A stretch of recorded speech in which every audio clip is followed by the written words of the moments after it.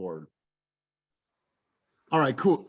Got a lot of great stuff to talk about this morning. Looks like Cole's getting fitted for a tuxedo. My man, I see you out there, probably in Men's Warehouse, getting that nice suit all fitted for your brother's wedding this week. Congratulations to him. Congratulations to your family. So let's go ahead and get popping on this beautiful, beautiful morning, you guys. Tons of stuff to talk about, but in true fast form, I'm going to have somebody bring us out on the field, and I'm going to try to pick somebody that's never done this before because I'm curious to hear what they have to say and how they hype the team up and how they bring us out. So let's see who I have on the screen. Hi, Rafa. I saw a big smile from you. I'm going to have you bring us out on the field on this beautiful, beautiful morning. We're walking into battle. We're walking into game day. It's Sunday morning. So Rafa Veramontes, if you can, my big dog, go ahead and take us out on the field. Hello, everybody. How's everybody doing this morning? Fantastic, fantastic. What can we say about this weather, huh? It's I love beautiful. You got, what's the weather up there in NorCal? It is raining. Oh, sorry about that. We got sun down here. But anyway, let's seize the day. It's a beautiful day. Let's get out there and just, make those contacts and see what we can do. Let's make things happen. That's right, brother. And we always say that this is a contact sport, man. So I appreciate you saying that. You guys, a few things that I want to share with you. And I thought this was really cool. And I stumbled upon it this morning. So I wanted to share this with you guys. And I think this is really epitomizes who we are as a company and as a team. So let me share something with you. If you guys have never read Atomic Habits, I won't go down that path. I just want to encourage you guys to read that, listen to that, but put that in your life because it will be a game changer. But I want to share this with you. One of the most effective things that you can do to build better habits is to join a culture where your desired behavior is the normal behavior. New habits seem achievable when others are doing them every single day. If you're surrounded by fit people, you are more likely to consider working out and to become, working out and make that a habit. If you are surrounded by jazz lovers, you're more likely to believe it's reasonable to play jazz every day. Your culture sets your expectation for what is normal. Surround yourself with people who have the habits you want to have yourself. You'll rise together. And I thought that I just saw that this morning. I thought that was the epitome of what we are creating here in this environment and what we are creating as a company. So surround yourself with like-minded people, elevate your bar. If there's somebody on the screen that is doing something that you want to do and has habits that you absolutely love and desire and you want to have in your life, guess what? Call that person, be like, what's up, Tom? What are you doing, bro? I heard you talk about some fire on the call today. I would love to pick your brain and spend some time with you. Let's grab some coffee. Let's partner up. So this is all about surrounding the people and putting the people in your life that are doing the things that you want to do. Because I promise you, I've gained habits from just being around people. I've gained habits from spending a little bit of time with John Cheplack, right? And so I think that was the epitome of what we are creating here, and it's the epitome of group coaching. So let's go right in today. We're going to go full tilt, and I'm going to turn the microphone over to you guys. So a few things that I was reminded on my morning reading. I've said this before, but if you're new on this call, this has a universal language and it will stay true until the test of time. The greatest teacher on earth is action. You guys have heard me say this. Every single person that we have had on this stage in the recent months has talked about one thing: action. Whether it was Chelsea Peete, Giselle Garte, whether it was Veronica Figueroa, whether it was Coach Pipes this week, everyone said action. The greatest teacher on earth is action.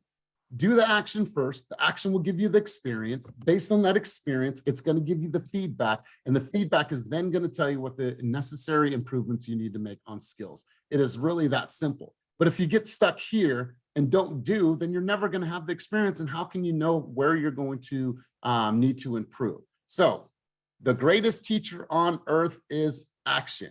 Here's what I want you guys to do today. What I want you to do is I want you to take a ruthless assessment, personal assessment. And here's what I want you guys to do.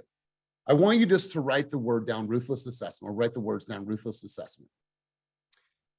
I want you to do an assessment of your skills and gaps in your knowledge base. All right, let me say that one more time. I want you to take an assessment of your skills and your knowledge base. And I don't want you to be shy. I don't want you to be timid. I don't want you to beat around the bush. I don't want you to lie to yourself. Like literally sit there with yourself, be honest, be transparent, and ask yourself, what is the assessment of my skills and the gaps of my knowledge? And what is the one thing that you feel that you need to improve on that would help you grow? And to follow up on that, what are you actually doing to improve that? Right? I want to get on stage and I want to speak in front of more people. What are you doing to improve your communication skills and your public speaking skills? I want to get really, really good at door knocking. Cool. What are you doing to practice your door knocking script? I want to get really, really good at explaining comps. Okay. How much are you practicing comps? I want to get really, really good, not feeling awkward when I go into a room at a networking event and only hang out with the people that I know because I'm nervous about going up to other people. How do I get over that? Right? I want to be super, super confident when I walk into a room and be able to go and shake everyone's, like, what are you doing to work on those skills? I want to be able to spit fire about the market. Okay. How much time are you spending every single day reading about the market? Is it in your calendar? Are you watching videos? Are you listening to the things? Then are you saying it out loud and then recording yourself to say, could I dumb this down for anybody? If someone is just thinking about getting into real estate and thinking about buying a home, can I dumb this down in a way that anybody can understand that? Right? Like start thinking about this and do a ruthless assessment of your skills and the gaps in your knowledge base. Like I said, don't be shy, don't be timid, and be real with yourself. And then based on where you feel the gaps are, I'm here, we're here, your people on this screen are here. But you have to first off be able to identify where those gaps lie and then say, what am I going to do to improve upon these gaps? Because we all have gaps in our game and we all have things in our knowledge base that can be improved and can be enhanced. We're actually going to talk about that a little bit today. I'm going to go around the room and I'm going to call on some people. And I don't want you to be afraid. I want you guys to know that this is a judgment-free zone. We're going to talk about the market. So I want you guys to do a ruthless assessment of yourself, your skills, your knowledge base, and really be honest with each other. So I want to share something with you. And I had a call yesterday. I don't need to mention anybody's names, but I want to have a conversation with you. When working with buyers, no matter how long you've been in this game, and this person is a seasoned agent, I want you to remove yourself from the entire transaction. And I took some notes here. I said, remove your emotion from the transaction and remove you. It may be the best home. It may be affordable. It might be in the right neighborhood, might have the best schools, might have clean reports. And they still say, you know what? We're just not going to write the offer. It may not be their time. Despite how perfect the home is, it is not our job to convince them to write an offer or to purchase that home. What is our job? Our job is to to educate them. Our job is to inform them so they can make a best decision based on their timeline. The last thing that we want a consumer to feel is like, man, this person's just not listening to me. Joellen, whether or not it's 6 months down the road or whether it's a year down the road, I'm going to be your advocate. I'm also going to be here to educate you and inform you. But if it's not right, it's not right. I'm going to be here in your corner no matter what, no matter how long it takes. We don't know what's going on with people behind the scenes. We don't know how scary that is for them to dump their savings account. We don't know if they're having a fight with their significant other. We just don't know what they're going through emotionally. So we have to remove ourselves and not sell from our own pocket and realize, you know what? We have to demonstrate some patience. And I was reminded of this yesterday that it took 20 months for Viv to get a client in a contract. 20 months. A lot of people had given up on that client, but what did she do? She just kept them in her communication. Anytime she saw a house, she would show them. She probably showed over 50 homes in the span of 20 months. But what happened is the client said, thank you for always being there for us. And we are finally ready to purchase a house. So I want you guys to remove yourself. It's not anything that you guys are doing wrong. It just might not be their time. Educate them, inform them, go over the comps, go over the disclosures, and then leave it to them. What I would do is do this. Mauricio, I understand that you want to think about it. It feels like it might not be the best time for you. Here's what I want you to do, Mauricio. We can move on from this house if it's not the home for you, but what I want you to do is have a family meeting, talk it over as a family, And then I'll call you in a couple hours to see if that's how you still feel and that's the same sentiment. When you call them back, just, hey, Mauricio, just want to touch base with you, see if you have that family meeting. We did. Okay, cool. What are your sentiments? We still feel that we're going to wait. Okay, cool. Well, here's what I'm going to do. I'm still going to be in your corner, still be your advocate. We still go see homes. And when it feels right, it feels right. Now, what does it tell the consumer? It tells the consumer that that person is not just trying to push this upon us. Sometimes people have to just make that decision for themselves, and listen, sometimes it takes a lot longer than what you want. But when you remove you, then you say, you know what? Even if it takes fucking 2 years, I'm cool with it because it has nothing to do with me. So remove yourself from the equation and make sure that every single thought in this whole entire process is all about them. We're going to get paid, but we might get paid a little bit longer than what we expected and anticipated. Does anybody have any contributions or any thoughts around that conversation at all? Go ahead, Joellen, you had your hand up. I'm actually working with a lady right now who is contemplate leaving her husband of after 14 years. And I've showed her a few homes, and she brought her daughter, and they were crying at one of the houses because they really want to move. And me and my loan officer just told her, we've been there. We know what you're going through. We're here to support you. We're going to take good care of you. You know, we just check in with her, and she's really personal with us, you know, and it's going to be a decision that she's going to make, but at her time, you know, when she's comfortable. But we're there for her. We text her, we call her, we ask her if we can do anything for her, but we're not rushing her, and she feels safe with us. Did she start this process with her and her husband, or was it always just her? By herself. Yeah, she said, I need to leave. We've been together for 14 years. It's just not a good environment for my daughter, you know. And then I sent her my video that I did with Team Fast, and she was started to cry, and she's like, oh, well, there is light at the end of the tunnel, you know. You've been there. So I was able to relate with her, and we're gonna find her a beautiful home when she's ready. So I love this. I love this, because here's the thing. If I was to put myself into this equation, guess what would probably happen? I'd probably be a little bit irritated. Like, fuck, I've been showing you homes for months and months and months now. I've spent Saturdays and Sundays and evenings and times and comps and disclosures, and you still don't want to write. What is wrong with you, right? That would be the me in the equation. Like, fuck, just wake up, build equity, financial wealth, like, you know, like build generational wealth for your family, all the things that we know. well, Like, even I was like, me. even I was worried. I said, are you going to be okay? He's not going to do anything to you. Should I message you in a different way? Is it okay to email you? Is it okay to text you? Because I wanted to still have that conversation with her, but I wanted to make sure that she was in a situation if he found it. You know what I mean? So we treaded really lightly, and yeah. And I love this, you guys. So the point being is I don't want to spend too much time on this, but what I do want to just make sure to hit home is that this is not about us. And I know that we want to get paid, and we want to, you know, obviously have financial gain. But at the end of the day, sometimes we just have to display tremendous amounts of patience. And here's the thing too. If you don't like working with buyers, then what's the solution? I'm going to ask that question to everybody on this call. If you don't like working with buyers, what's the alternative?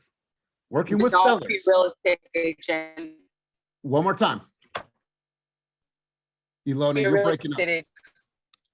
I said, don't be a real estate agent if you don't like working with buyers. Or what's the alternative to that?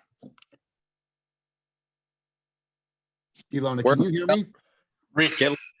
All right, refer them in a partnership. Refer them to someone that's going to close them, that will help you get referral business from that buyer down the line. Form strategic alliances with someone who's going to help grow your business, not take away. Totally. So you either choose to pass on the opportunity or you partner on the opportunity. And if you don't like working with buyers, then my question to everybody on this call right now is, what are you actively doing to find seller opportunities? Now, if you're not doing anything to find seller opportunities, then that's completely on you. If you don't like working with buyers, then pay for Vulcan 7. Go and call the expired. Go and drive neighborhoods and call FSBOs. Go and knock on doors and tell them about equity is up in their neighborhood 20% over year. Go and find those opportunities for yourself. But if you're not doing that for yourself, then your alternative is to work with buyers. But if you don't want to work with buyers, pass or partner on those deals. Because I promise you, there is somebody out there on this team right now that is okay with showing 50 homes. they're okay with it because they have the patience, they're willing to do that, and they can go out there and create some really, really great content. And that content will give them more visibility. And through that visibility, they're probably going to get opportunities. And through those opportunities, they're probably going to write some offers and close some deals. So you guys, remove yourself from the equation. Remove yourself from the equation, make it all about them, no matter what their time frame is like. This is why I love partnership deals. Partnership deals will help catapult your business. And I'm so glad that Will said this. So thank you for chiming in. I don't know what Tom said. Thank you, Ilona. You were kind of breaking up because you're driving right now. But thank you guys for your contribution. Any other comments, contributions on this particular topic that somebody would like to grab the mic and talk about? Anything? I can, Elias. All right. What's up, Christina? So I've been working with these clients for about 14 months now. They came through as a Redfin lead, and we were getting beat over and over and over again. They're at a really great price point, you know, over 1.5. And they were just very specific about their search. And, you know, they decided a couple times to wait. And the amazing part of it is they were loyal to me. And that was like so rewarding, because after all this time, they kept still staying in touch. I did the same thing, was resourceful. Every time there was a lead that I seen on Slack, I would let them know. And just, we wrote tons of offers and lost. And finally, you know, they were like, this is the one, you know, and we've said this is the one so many times. And this last time that we got together, they were like, you know, I thought to myself, because I had somebody recently, unloyal client, you know, switch it up on me. But I took note with, I think it was the one mastermind. They were saying, you know, sometimes you just need to tell your client, like, I'm going to grab a coffee for you or whatever, just act of kindness, right? But just really like appreciating the client, I think it's huge, and they feel that. So I brought them some bundt cakes. I put a card in there, and I was just like, hey, even if this one doesn't work out, I appreciate you always thinking of me when the word real estate comes to mind. And I tell you, in that moment, they were like, we would think nobody else, you know, and they've even had other agents call me, because at open houses, they would say, you know what, we just want to let you know, like, this person came through and they said, you're our agent. So just be impactful when you work with clients. And I mean, really listen to what we've been taught this last week. I mean, the coaching has been amazing. That work with people that are ready, but also the ones that aren't. I mean, if they're really worth it and they're loyal to you, just stay with it. It's gonna pan out, right? So I'm writing an offer today for them. I have really high hopes and dreams. See God shining on me. Just, you know, stay with it, stay resourceful, and, you know, stay excited about this market, because it's hard work. It's going to be hard work. But if you signed up to do this job or career, or however you want to call it, it's all about helping somebody. And down the road, it's going to just like flourish. Like fall changes, seasons change, so does this. And guess what? You're still going to survive as long as you keep putting in the work. Yes, I love this. I absolutely love this. Here's the things, you guys. This is why, and we don't need to belabor this. You guys obviously know, but this is why it's so important to actively find new clients and to be constantly prospecting, because some of your prospects are going to be at different phases of the funnel. This particular client might be a 24-month client. You might have a client that is 6 to 12 months out. And then you might have that client that is ready within 0 to 6 months. Just like Ilona had a lady get in a contract, had an immediate need, never even seen the place, wrote an offer and got the offer accepted sight unseen, right? So that is the benefit and the necessity of you constantly finding new opportunities. Because if Christina was waiting on this and now it's been 2 years, a year and a half, however long, that's a long time to be waiting, right? You need to be constantly getting in front of new people. So I'm fingers crossed for you, fingers crossed for them, Christina, and way to hang in there and listen to what she said. How are you omnipresent in these people's lives? Even if they're not ready to purchase, whether they're a nurture lead, like, are you omni? When they think real estate, are they thinking Daniel Gomez? When they think real estate, are they thinking Denise M? Right? No matter what, And then when they go to Christina's page, guess what they're seeing? Fuck, Christina is busy. She's stoked. She's excited. She's advocate. She's got a dog. She's walking. She's doing all these things. She's having fun. Like they could get a sense of like, this person is busy. She's not just resting and waiting for the call to come along. Like she is active in this game and she's constantly front of mind. So love that omnipresent. I want to get a show of hands. How many people are at the Chelsea? Go ahead. One more thing.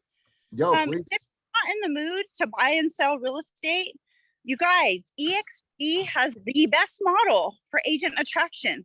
So if you want to talk about where to tech, I mean, you could get out there and talk to other agents. You can get them to come over to Team Fast, show them the model, show them the things that we have to offer. And you get that powerhouse agent that comes over to us. And guess what? Guess what? That means when they produce, you get a little something. So That's right. That's right. I love this. So Will Dangler sent me a message this morning at 7:29. Just launched an ad and a campaign for agent attraction. Christine Miller's on there, the video's on there, and it's all about agent attraction. So there should be some form of your content that you're pushing that's reaching out to other agents. When you see the Keep It Moving group coaching, when you have a guest on the line, you should be taking that and DMing people directly. Like, hey, I'm going to DM 20 people to get them on. On last Wednesday, I had 41 guests that had never been on a group coaching session before because they got those links. They got that link. They got that link. They got that link. So that's your guys' opportunity. We'll create a platform for you guys to bring people into. And then after that, you guys schedule a moment with me and that person. And I promise you, I will work tirelessly to share the benefits of why they should partner with us in our company. I will work tirelessly for you.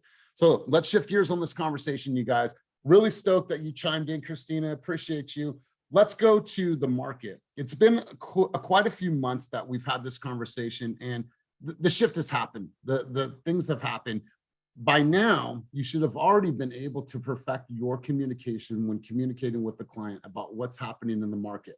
I'm going to give you guys some context, and I want you guys to, if I call on you, use your city, use your area of influence, your specialty to have this communication. I'm a brand new buyer. I don't know shit about the market, but I'm wanting to purchase and my budget is $800,000. I'm asking you, why should I buy and why is now a good time to buy in this market? I've heard horror stories. I watch CNN. I see the headlines. I hear my friend. I have an uncle who's been selling real estate for 20 years in Michigan and told me that it's a horrible time to purchase and don't purchase that house at that amount. All that's the context of this conversation. What I want to hear is I want to hear somebody tell me about the market, share with me. And the reason why we do this exercise is so other people can hear from you. Because Tom Lee might say something that is fire. Colette might say something that you're like, wow, I never even thought about putting that into my verbiage. Yvette Cristanto, who just really got her license recently, might have something that's fresh that maybe we haven't heard before. So what I want to do is I want to pick a couple people to communicate with us. Now, if you've never spoke on group coaching before, I want to encourage you, implore you, and hopefully motivate you to raise your hand and take some action.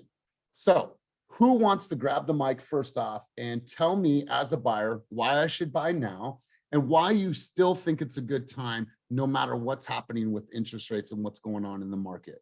I'm going to give it 5 seconds for someone to raise their hand. And if nobody raises their hand, I'm just going to go ahead and pick on a couple people. 4, 3, come on, you guys, this is coaching. 3, 2, Romel, dude, brand new agents. Love this. So Romel, hit us with the big dog. I'm looking, I've heard the horror stories about the interest rates. I'm a new buyer, qualify for 800,000. I'm looking in Fairfield. Why should I buy now? And why is it still a good time despite what's happening in our nation and in our local markets? Go. So those are some really good concerns. And I've been doing some research myself to be able to educate and just inspire buyers. One thing that I've been noticing is that although the interest rates are going up, the flip side of that is prices are actually stabilizing. So you might be, the bid wars aren't happening as much. You are more likely to get in at the price that you are trying to get versus having to deal with people bidding over you 25-30% higher. So it's still a good time to keep looking and keep your eyes open for good deals. Awesome. Good stuff, man. Good stuff. And And I Ramel, just cribbed that from coach on Monday. So that he dropped that knowledge and that stuck with me. perfect. And I love this. And Ramel, how many deals have you closed and how many clients have you worked with? Are you asking me that as role playing or as a Yeah, real no, like person? how many clients have you talked to about real estate? Zero. I'm still waiting on my actual license, so I can't So exactly. officially So talk to. how many people think that Ramel has been doing his homework and working on his presentation about the market? How many people can hear that in his flow? It's important, you guys. You guys are going to be, you're running a multi-million-dollar business. Let's think about this. You sell 4 deals in your respective markets, you're running a multi-million-dollar business. You guys have to control that narrative and be able to spit some fire. The most frequently asked question that a stranger is going to ask you, Yvette, Crisanto, how's the market? Well, I'm gonna give you some reports and get back to you. Fuck that. Like, I want some answers right now. Give me some satisfaction. Like, what is the market doing right now? So Ramel, great job. Let's give him some kudos for stepping up and actually taking the mic first. Next person I'm gonna go to is Nkosi. Nkosi, you've been having a lot of communications about the market. You've been making tons of phone calls. So I'm gonna have that same conversation with you, my brother. We know interest rates are up. I'm a little fearful. I'm a buyer. What should I know about the market? Why is it still a good time? Tell me a little bit about the market. I'm looking in your market and my price point is 800,000. Let's hear from you, Nkosi. Yeah, I appreciate you grabbing a quick chat with me. So yeah, I believe this is a great time to buy just due to the fact that we are experiencing low competition in all facets. So you're able to get in with, all your contingencies as well as with maybe an under list price offer. This is something that we haven't seen in the past 2 years, and this is something that we've really been urging buyers to take a second glance at the market. And I know interest rates have risen today. As a matter of fact, I think we're at 6. But we're not really relying on the Fed to provide that interest rate. We're actually closely to the 10-year treasury. So if you take a look at that, that really just provides insight of where the interest rates are. And a lot of banks are really providing incentives for a lower interest rate. So definitely a great time to buy, definitely a good time to look, and we'll love to book an appointment for 10 to 15 minutes just to go over the buying process and things of that nature. I love it. You guys, there should be an element of this in every single conversation that you have because buyers want to know. Here's the good thing about a buyer right now. This is their reality. What we have to do is we have to support that reality of where they're actually at right now. 6% is their reality, right? Well, a year ago, if that same client at 3.25 was looking in, let's just take the Bay Area for an example, in Maxwell Park, there was houses that were selling in Maxwell Park for $200,000, $300,000 over asking price with 0 contingencies. So do they have better protection now? Do they have an ability to go in and possibly negotiate for concessions? And if they are paying a higher interest rate, do they have the ability to get seller credits that could potentially buy down that rate and they're not paying 20 to 30% over? So you're going to ask me, is it a good time to buy? Mr. Johnson, Mr. Buyer, 100%, it's a great time to buy. So I love this and great job, Nkosi. Deepak, let's hear from you. All right, cool. We'll move on.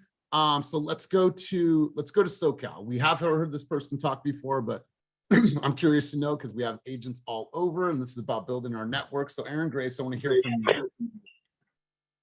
Hi. Okay. So for me, Sorry, okay. I had to mute that other line. It's okay. So for me, what I've been telling buyers is that this is a perfect time. Last year when it was super competitive and you had and you had competition, right? This right now with the rates being what they are, they're not completely, 9 or 10% or 8 or 9%, but it's kind of like the sweet spot. You're able to get your offers accepted. More homes are on the market longer. And I just tell them when they hit me with interest rates, I just tell them, look, with the rates, when they go down, you can refinance. So Tony Robbins said this recently. He said, marry the house and date the rate, which I really liked. So I try to encourage my buyers that not to focus on the rate, but really focus on the fact that you don't have to remove contingencies. You're not paying over asking. Really, I'm focusing on the fact that we can negotiate, negotiate repairs, things like that. So, and negotiate price based on appraisal. So for me, that's been working. Love it. I absolutely love it. I'm curious to know, because everyone's in different markets. How are you guys, and what resources are you using to stay up on the times in regards to real estate information? So you guys are all in different markets. So I would like for you guys to put that and take a pause right now. For the Bay Area and East Bay weather report, we talk about it all the time. Historical data, archive data, the video every single month of the East Bay weather report is one of the best pieces of content out there to keep you educated about what is actually happening in the times. Market updates channel in Slack. You guys can go in there right now and read 2 articles and step your game up. I promise you. Market updates, Bay East Association Realtors.org, and you go into the community information and there's tons and tons of reports there. So if you guys can light up the chat with the resources that you use to pull information about your respective markets. So while we're doing that, I have a hand up. Ilona, you had your hand up. You cannot move a video while someone has their hand raised. Oh, okay. I wasn't trying to move a video. Ilona, let's hear from you. Same context, same conversation. I'll hear from you.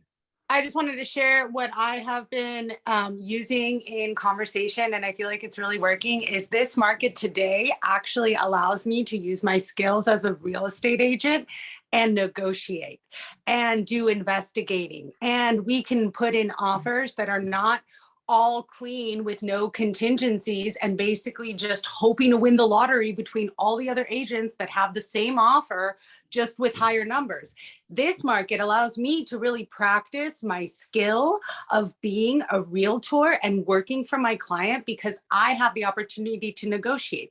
We have the opportunity to negotiate on price. We can ask for repairs. We can do so much more now that there's less competition. And I think that's really been working for me, because in some ways I'm talking myself up, but I'm also talking about the market being an opportunity right now versus everybody in the same boat, just trying to, put their fishing line out there and who's going to bite on it, So that's been, just want to share.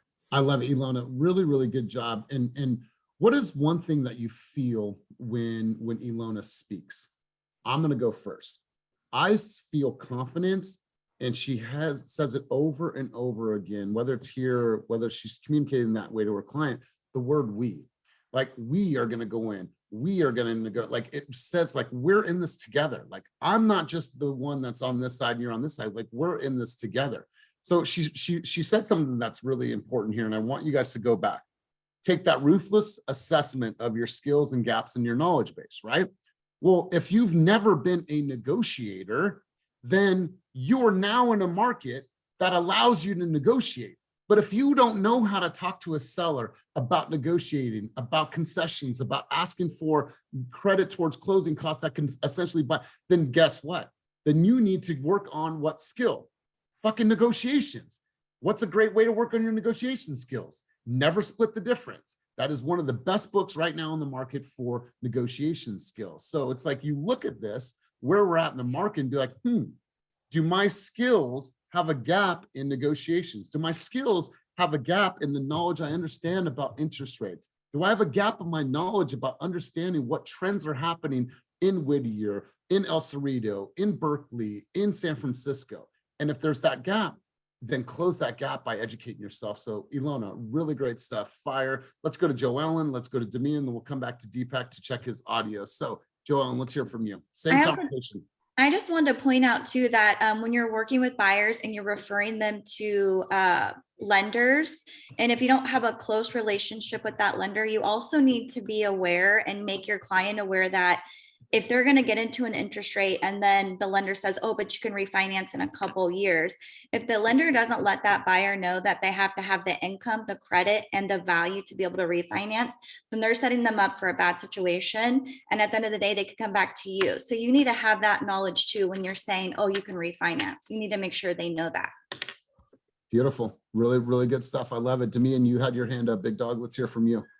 Yeah, just to reiterate Ilona's point, the contract that I just got my buyer clients into, she had been looking since November and just kept getting outpriced in the market in Alameda. We just located a property built in 2016, been on the market for like 40 plus days.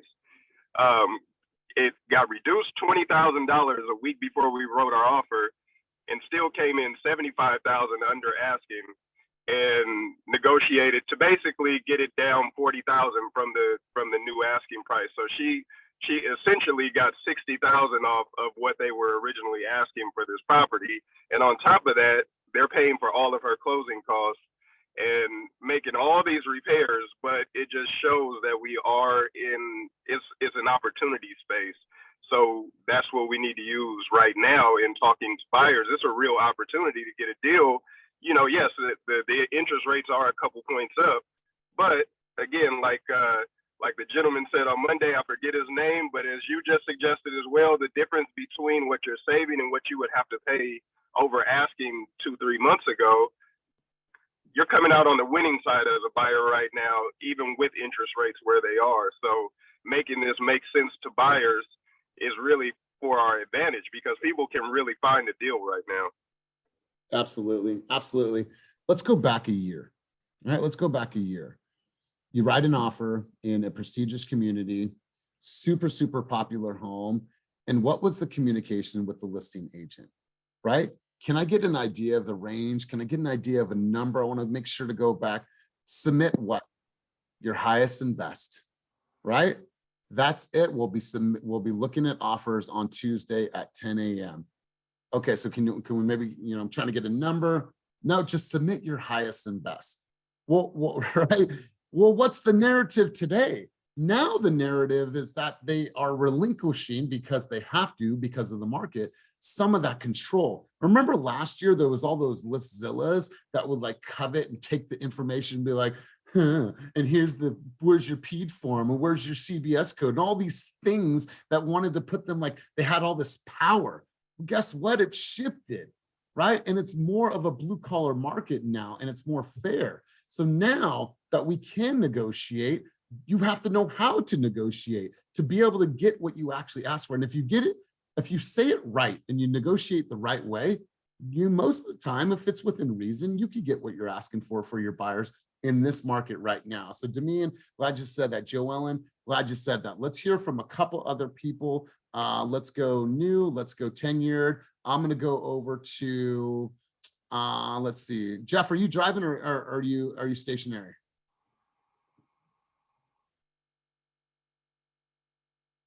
All right, Jeff, we'll come back to you. We'll come back to you in a minute. Take Oh yourself. yeah, no, I'm not driving. Well, I'm in a drive-through. I'm at Chick-fil-A.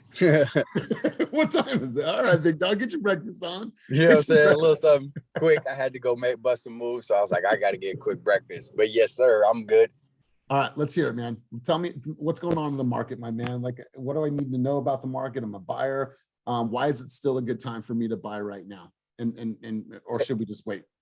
Man, that's a great question, Elias. And now the first thing that I want to ask you, just so that we can frame this conversation correctly, is, how long has this buying journey gone on for you?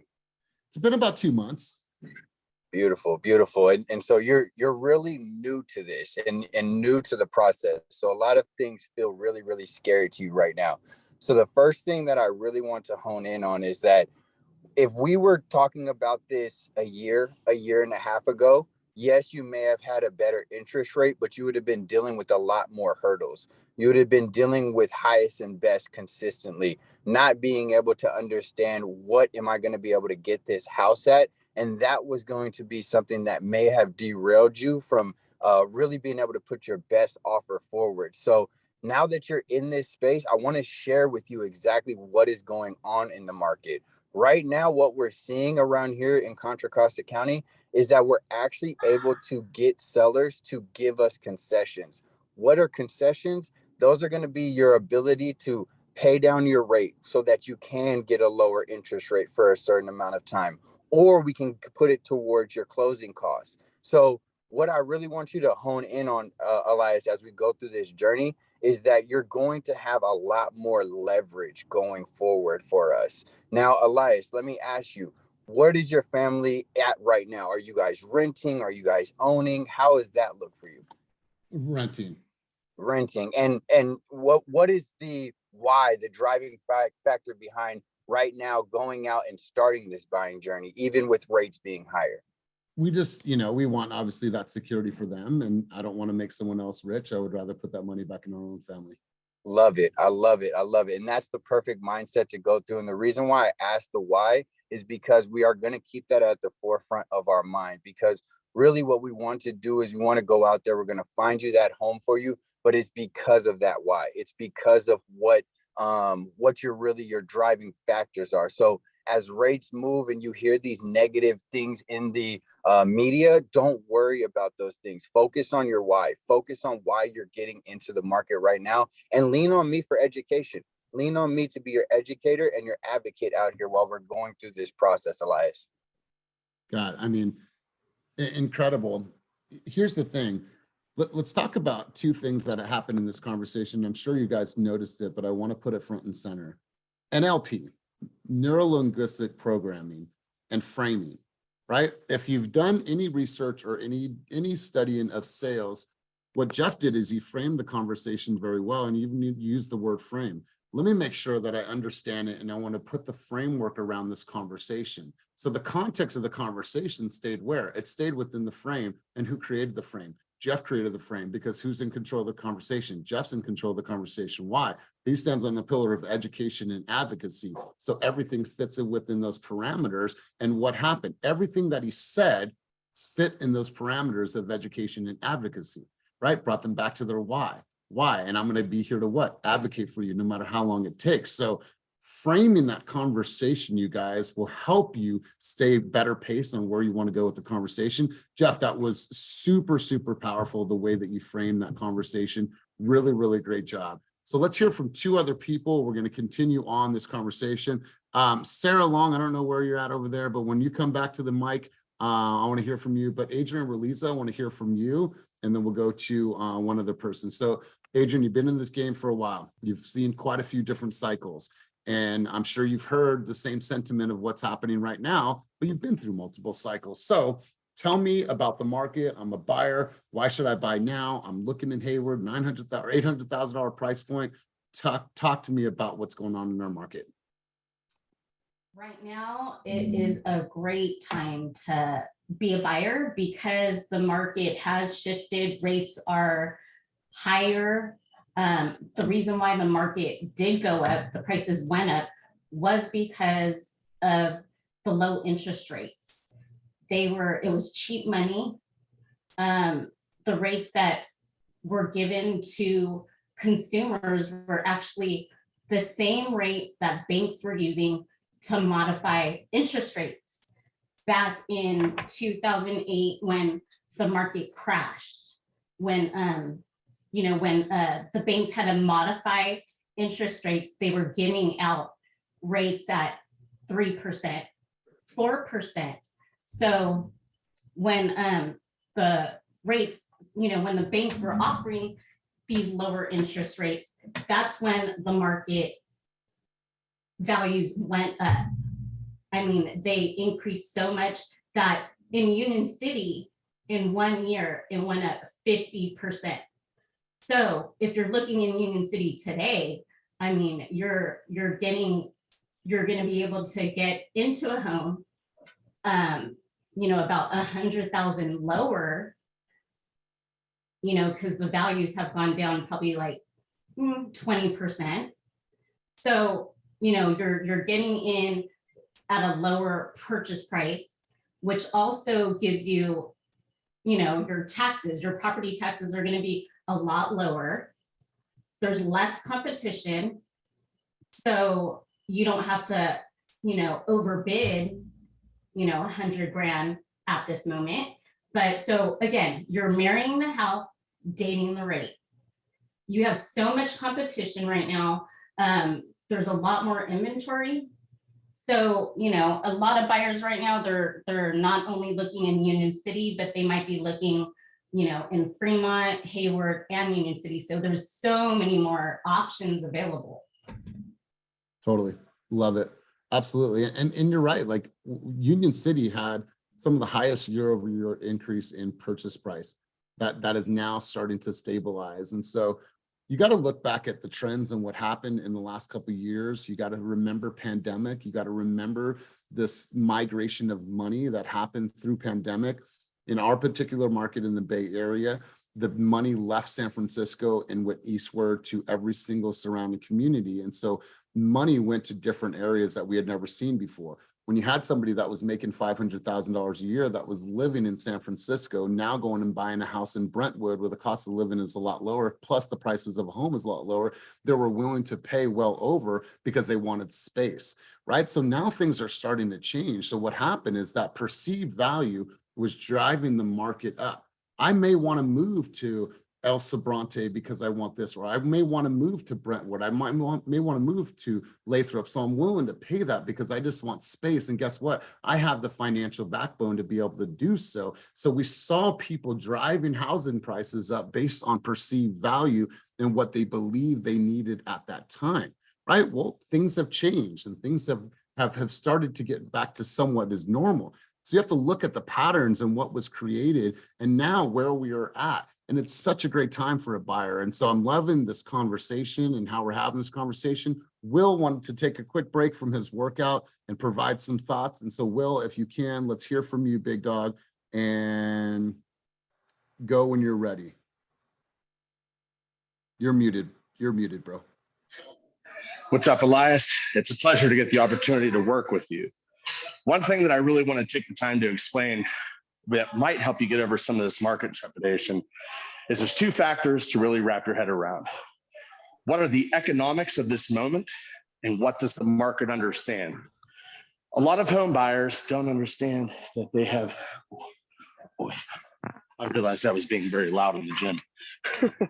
A lot of home buyers don't understand that you're writing off the mortgage interest on a mortgage up to $800,000. You have property tax and insurance that can also be written off. Talk to your CPA about that. What a lot of the market doesn't grasp, when the Fed raises their interest rate, it's to control consumer spending. That reduces inflation.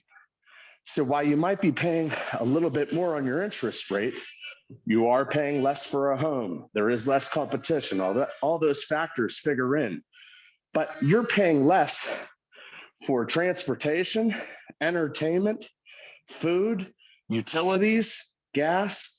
As inflation falls, which we are at a lower inflation point than we were several months ago in June, you get to understand that that Fed rate going up and your mortgage rate going up is what drives affordability to a place where you can live your life where the dollar isn't devalued. So would you rather pay to have an equity position in a property that increases and drives your net worth higher with a write-off on your interest rate? Or would you rather struggle to buy groceries and put gas in your car? Really, this is just a movement of where the energy goes, and it actually drives the benefit in your favor. I mean, incredible, incredibly well said, and obviously an expert, been in this game for a long time. But you're going to hear patterns in what everyone is saying. If you listen to Damian, if you listen to Joellen, if you listen to Aaron, if you listen to Adrian, if you listen to Jeff, everybody that spoke had a different version, but it's all rooted in the same exact message, right? So this is an area when we talk about presentation, this should be baseline, right? You should be able to articulate what is actually happening in the market. Because are you really an expert in the real estate space if you can't even explain what's happening in the market? Like and I'm supposed to buy $1 million property with you and you can't even tell me what's going on in the market? Why? Because you didn't read the reports, You didn't look in Slack and check out the market updates. You didn't go on the weather report. You didn't go to the local association realtors and be like, hey, how do I get archived data? How do I understand what's going on in the market? Where do I pull these reports? What's on Current Matters? Who has the best videos? Who's talking about interest rates? Where's Neil Holmes' video today? Where's, Min to Win? Like, that's your responsibility to be the best that you possibly can for your consumer. And if you aren't doing that, if you're not committed to doing that, I'm going to tell you this now, don't be in this game. This game requires us to constantly evolve, constantly read and research, articulate, be able to master the message to market no matter what is happening. Because no matter what, there's always going to be a winner in every single market. And it's only because you had the ability to control the entire narrative. So I'm so glad to have heard from all of you guys today. This was straight fire today. And I appreciate all of you guys' thoughts and insights and contributions. Want to get a couple of takeaways from today's session. Joellen, you had your hand up again. Yeah, can I just share one thing with the team about how amazing and like just outstanding creative thinkers using social media, all that good stuff. I was in a room yesterday with probably 200 realtors, and Chelsea Pites was speaking, and we had some of our SAC team there. I'm going to tell you right now, like 90% of those agents did not even know how to use Instagram. That's in SAC. That means people are not making videos. Like, it's crazy. We are like ahead. So just Right. keep going. And who said this a couple weeks ago? Visibility is your responsibility. It's no one else's. You want to be seen, then get out there and be seen and create content. So love that. I appreciate that insight. Let's go to a couple people as we wrap up this room. Daniel Gomez, I want to hear from you. Key takeaways from today's session. Let's hear from you. Thank you. I'm just trying to soak all this knowledge in. I'm a fairly new agent, and I key takeaways from me from today is getting the knowledge and being able to explain the market to your client. But also, what one agent, he said, Damien, I was really impressed with when you were in Chick-fil-A drive-through, how you framed the conversation and try to address your client's fears, and basically also framing it where interest rates are relative. Even though 6% sounds high, I remember a time when interest rates were 13% when my parents bought a home. So right. So anyway, main takeaways is getting the knowledge and being able to communicate that with your client and come across as confident. I think that instills trust from your client. I love it. And you know what? You could have all the knowledge in the world, but it doesn't do shit for us unless we know how to articulate that knowledge, right? Unless I can help somebody understand what has actually happened and then does nothing for us, right? There's all kinds of words about, or all kinds of information about inflation and hedging and all these things. But if I don't understand it, how can I sit there and actually flow with somebody? So I love that you said that, Daniel. Let's go to two other people. Let's see, Tom Lee, you had are you still here, Tom Lee? All right, let's go to Rafa. Rafa, you had your hand up. Key takeaways from today's session. Well, I just want to express how grateful I am to be in this community. I've been in the game for a long time, but having this group, this forum, just reminds me, I think we started the meeting with, how important our community is and how it elevates us. Jeff, that was amazing. Makes me want to, seek out, okay, I want to be able to do that. So I had a client of mine that I visited a week ago or so, and she's on hospice. And I sat there and talked with her for a while. And one thing she said, we are on this planet to be the best that we can be. And at doing so, we help others become the best they could be. Yeah, I love that. I absolutely love that. You guys, your success and your growth is going to move somebody else. It's going to inspire somebody else. Maybe you haven't met that person, but your success is going to inspire somebody else. When you think about Roger Bannister, who ran the 4-minute mile and it had never been done. Years after that, thousands and thousands of people have ran the 4-minute mile. Why? Because he showed them what was possible with the human body. And now it's been done thousands and thousands of times. So Rafa, I really appreciate you sharing that. And back to Jeff, I remember a time when Jeff didn't have his flow down.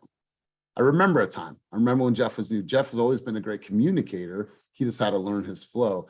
And the dude has worked tirelessly to really perfect his presentation skills. So you guys, today was a really, really great session. I could stay here all day with you guys, but we must go. So you guys, thank you for coming together. Thank you for your contributions at the highest level today. And, you know, to say I'm grateful, it really, that word doesn't even do justice to the amount of emotions that I feel for this room. So I appreciate you guys beyond anything that you guys can ever comprehend. I really, really appreciate this group. And so let's always keep it moving towards our dreams, goals, and visions. I will see you guys on Friday. Will, and for everyone else that's going to Tahoe, I will see you guys tomorrow at that event. And for the people that are attending the disc profile, enjoy that session today. I was going to go, but there was more than 80 minutes worth of delay time on the freeway because the FedEx truck had turned over. So I chose not to go. So have a wonderful, wonderful day. Keep crushing it. Keep being amazing, you guys, and get out there and do your damn thing. Have a great day. Peace. Thank you, everybody.